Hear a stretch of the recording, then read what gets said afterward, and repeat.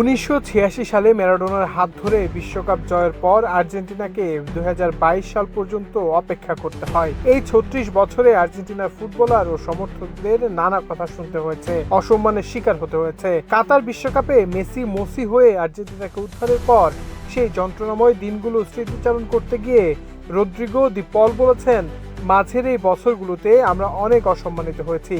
আমরা আগে কখনো কাউকে অসম্মান করিনি। দল হিসেবে আর্জেন্টিনা গত 6 বছরে 4টি ট্রফি জিতেছে। 2021 সালে কোপা আমেরিকা, 2022 সালে ফিনালেসিমা, 2024 সালে আবার কোপা আমেরিকা এবং 2022 সালে কাঙ্ক্ষিত বিশ্বকাপ।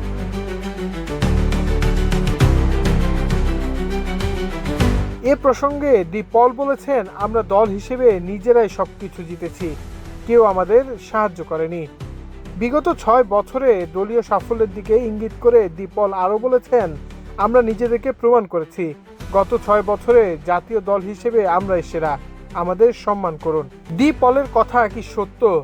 গত 6 বছরে কোনো জাতীয় দল এত ট্রফি জিততে পারেনি? তবে কি আর্জেন্টিনার ইতিহাসে এই দলই সেরা দল? এমন দল কি বিশ্ব আর দেখেছে?